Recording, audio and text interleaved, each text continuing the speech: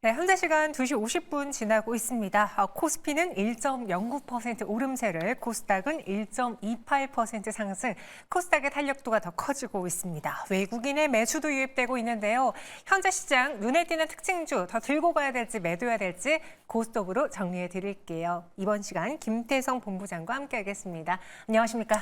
네, 안녕하세요. 네, 안녕하세요. 오늘도 10개 종목의 고인지, 스톱인지에 대한 투자 의견 드릴 텐데요. 먼저 지난주 드렸던 투자 의견 적중률은 어땠을까요? 화면으로 성적표 만나보시죠. 10개 종목 중에서 무려 10개 종목의 고스톱 의견이 적중하셨네요. 좋네요. 알고 계셨나요, 100%? 네, 알고 있었습니다. 조금 전에 제작진이 네. 전달을 미리 해주신 것 같은데 사실 저희가 이게 주가가 오르고 내리냐가 아니라 투자 의견으로 더 들고 가야 될지 매도해야 될지를 드리는 거라서 높은 성적을 받기가 좀 어렵거든요.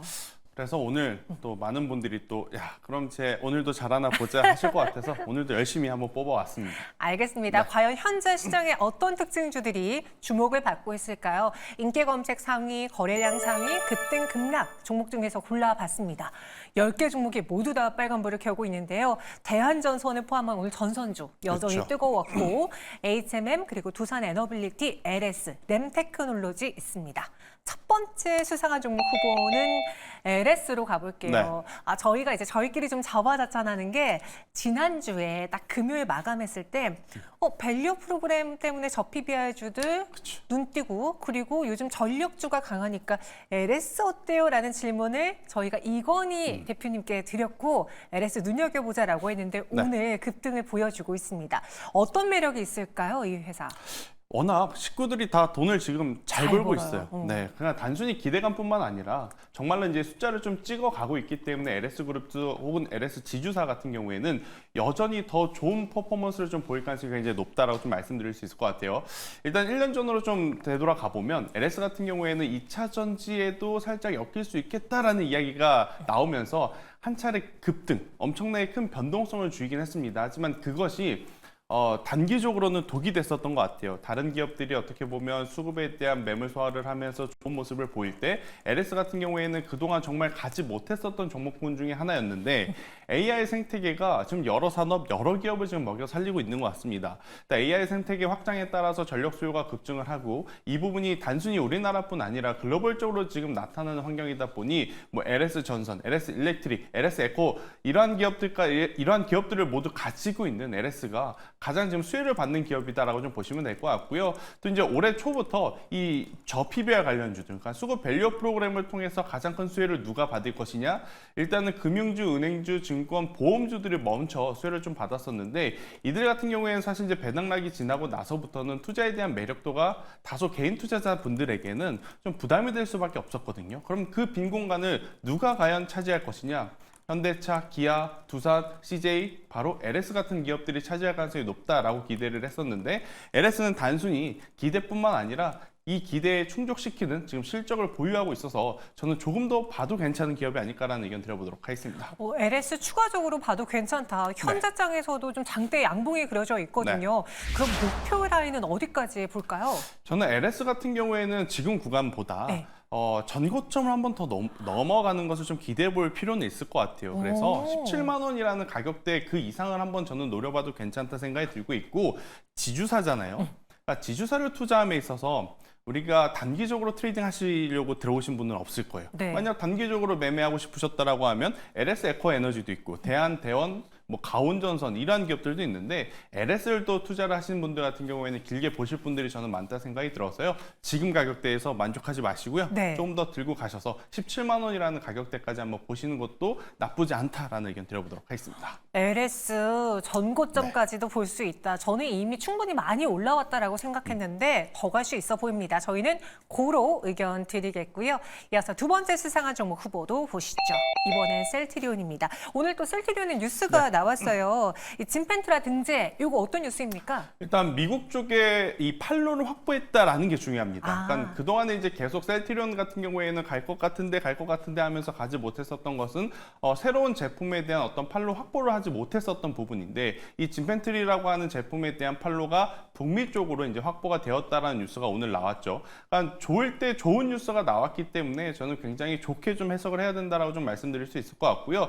대신에 지금 시장의 어떤 이 기류 자체가 제약바이오사에게 그렇게 우호적인 상황은 아닙니다. 제약바이오가 강하기 위해서는 당연히 금리 인하 기조에 대한 어떤 뉴스들이 좀 나와야 하는데, 아직까지 금리 인하 기조에 대한 뉴스가 좀 나오기에는 워낙 다양한 지표들이 경기가 좋다, 그리고 이제 금리 인하를 안 해도 괜찮다라는 쪽으로 좀 잡히고 있다 보니 제약바이오의 어떤 상승세가 조금 약하다라고 좀 볼 수는 있지만, 저는 하반기 가면 갈수록 금리 인하 시기가 늦어지고 횟수가 줄어드는 거지 금리 인하 안 하겠다라는 기조는 아니기 때문에, 저는 현재 구간에서부터 셀트리온뿐만 아니라 제약바이오 전체적으로 한번 더 보실 필요가 있다 생각이 들고 있고, 대신에 이제 5월 말에 이 아마케에 관련한 또 이벤트가 있습니다. 그래서 이 셀트리온 같이 바이오시밀러 같은 경우에는 다소 조금 주춤할 수 있거든요. 대신에 그 주춤하는 부분을 우리가 한번 노려보기에는 저는 괜찮지 않겠는가. 지난주에 삼성바이오로직스 역대 최대 실적 나왔는데 주가 되게 맞아요. 안 좋았거든요. 그래서 이제 많은 투자자분들이 좀 실망하실 것 같은데요. 전 셀트리온 또한 미국 쪽의 판로를 이제 확보했다라는 부분에는 좋은 점수를 줘야 된다라는 의견 드리도록 하겠습니다. 저희 시청자분도 셀트리온 4%대 이거 얼마 말인가라고 그렇죠. 글을 올려주셨는데 네. 좀 아쉬운 게 제약바이오의 리스크는 숫자가 안 찍힌다 이거잖아요. 맞아요. 근데 이상하게 국내 증시에서 숫자가 찍히는 제약바이오가 매력이 더 떨어져요. 맞아요. 그러니까 이 제약바이오를 투자하는 개인 투자자분들의 어떤 기대감은 뭐냐면, 네. 파이프라인 통과하고 임상 1상 말고 2상 통과하고 3상 통과해서 시간의 상한가, 다음날 점상을 기대하는 분들이 많은데, 네. 사실 바이오시밀러는 뭐 대표적으로 삼성바이오로직스도 그렇고 셀트리온도 그렇고 보령이라고 하는 기업도 그렇고 바이넥스도 그렇고 이 변동성이 좀 강하게 치고 나오기에는 맞아요. 아직 금리에 대한 압박이 조금 있기 때문에 시간은 좀 필요한다. 하지만 안 찍히는 숫자가 아니기 때문에 저는 가격적인 어떤 조정을 우리가 이용해 볼 필요는 있지 않겠는가라는 의견 드리겠습니다. 네, 그래서 셀트리온 그 의견 드려보겠습니다. 여전히 더 가져가도 된다라는 거고요. 이어서 세 번째 수상한 종목 후보 보시죠. 이번에는 두산 에너빌리티인데요. 저는 개인적으로 오늘 두산 에너빌리티가 오는 거 보면서 혹시 그 사우디의 큰 손 오는 것 때문에 벌써부터 시장이 그렇죠. 준비하는 건가 싶더라고요.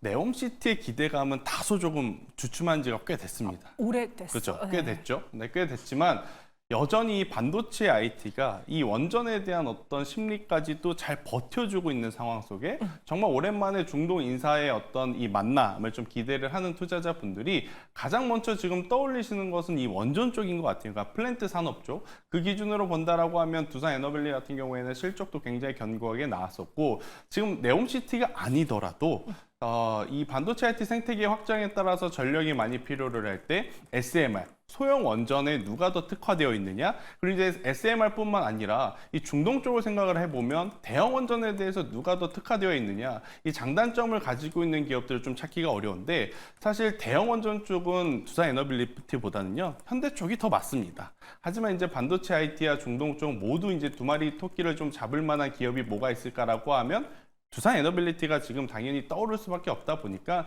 저는 두산 에너빌리티가 지금 시장에서 픽을 좀 받고 있다라고 좀 보시면 될 것 같고요. 대신에 영역을 조금 확장을 해봤었을 때 BHI라든지 우진엔테카 같은 기업들 최근에 보면 변동성 굉장히 좋거든요. 그래서 이 원전주들 같은 경우에는 테마적으로 지금 조금은 더 움직일 수 있는 어떤 기회들이 아직 많이 남아있다라는 의견을 한번 드려보도록 하겠습니다. 그럼 저는 개인적으로 두산 에너빌리티도 있지만 이 테마에서 가장 핫한 건 우진엔텍이잖아요. 그쵸. 네. 두산 에너빌리티 고인지 스톱인지 고라면 차라리 우진엔텍으로 미리 준비하는 건 어떤지까지도 궁금합니다. 저는 두산 에너빌리티 고이고, 그거. 제가 왜 우진엔텍을 이야기를 했냐면 네. 저의 마음속의 원픽도 두산 네. 에너빌리티를 트레이딩 하실 기회가 있으시다면 네. 저는 우진엔텍이 조금 더 변동성이 좋더라고요. 맞아요. 그러니까 우리 개인 투자자분들이 사실 안정성, 수익성, 뭐 많은 것을 지금 고려하시면서 종목을 이제 고르시겠습니다만, 이 원전주 같은 경우에는 이 뉴스에 언제까지 반응할지 참 감이 안 잡히거든요. 네. 짧게 반응할 수도 있고 우리가 생각하는 것보다 길게 반응할 수도 있고 그러한 변동성을 좀 가지고 있어서 조금 더 수익률 게임에 유리한 저는 우진엔텍이 가장 좀 제 마음에 와닿는다라는 의견을 한번 드려보도록 하겠습니다. 또 여기에 제가 조금만 더 희망 회로를 네. 돌려보자면 요즘 뭐 그렇게 에너지 전력난 이야기 많잖아요. 그쵸. 그래서 실제로 뭐 오늘 LS 일렉트릭 실적도 나왔고 네. 지난번에는 HD 현대 일렉트릭 실적 나왔고 그쵸. 예상했던 것보다도 더 잘 나오면서 변압기, 뭐 전선 이쪽 시장이 환호를 하고 있는데 정말 에너지의 근원이란 이 원전도 언젠가는 뭐 몇 년 내에 실적이 폭발적으로 상승하는 모습을 보여줄 수도 있지 않을까? 근데 이제 이 원전이라고 네네. 하는 그런 에너지. 생각을 혼자 해봤어요. 내 반말하는 게 네. 아니라 혼자 한번 해봤어요. 저도 사실 그런 기대감을 갖고 있는데 네. 이 원전이라고 하는 것 자체가 지어지기까지 굉장히 까다롭고 네. 시간이 많이 걸리잖아요. 그렇긴 하죠. 전선 같은 경우에는 지금 당장이라도 투입이 돼야 되는 상황이다 보니 아무래도 이제 시장에서 더 빠르고 강하게 지금 환호를 받는 상황이고 원전 같은 경우에는 워낙 이 공사 기간 자체가 수주 받고 안전성 검사하고 지어지는 데까지 또 기간이 많이 길다 보니까 지금은 선순위가 될 수는 없습니다. 하지만 지금 현재 후순위지만 시간을 두고 보신다라고 하면 충분히 실적이라든지 어떤 성과까지 따라 올라올 수 있다. 네. 저는 그렇게 봐서 원전 쪽은 참 이게 앞뒤가 안 맞는 말일 수는 있지만 우진엠텍을 선호하면서도 길게 보시는 것도 저는 나쁘지 않다라는 의견 드리도록 하겠습니다. 두산 에너빌리티 원전 테마 고 의견 드렸고요. 이어서 네 번째 수상한 종목 후보 보도록 하겠습니다. LS 에코에너지예요. 이렇게 되면 LS 그룹주를 다 우리가 공부를 했어야만 했네요. 오늘 가장 후회하는 게 제가 지난주에 이거 LS 에코에너지까지 움직일 수 있겠다 생각을 했었는데 네네. 결국에 오늘 움직이더라고요. 맞아요. 그러니까 이제 케이블 관련 이제 산업까지도 이제 같이 엮이면서 지금 LS 에코에너지가 오늘 이제 상한가 근처에 지금 올라가 있는 상황이고 한 가지 또 이제 다른 어떤 이 전선주들과의 차이점은 뭐냐면 베트남 쪽을 통해서 히토류라고 하는 광물을 연간 200만 톤을 확보해 놓은 상황이에요. 그러면 올해 연말 가면 미국과 중국 또 박 터지게 싸울 가능성이 높잖아요. 그러면 또 우리나라 증시에서 가장 먼저 반응하는 쪽이 그동안 히토류 관련주였던 것을 좀 고민해 보면 저는 LS 에코에너지 같은 경우에는 오늘 단발성으로 지금 시세를 좀 강하게 냈지만 좀 길게 보시는 것도 가능하지 않을까라는 의견 한번 드려보면서 아쉬운 건 가격입니다.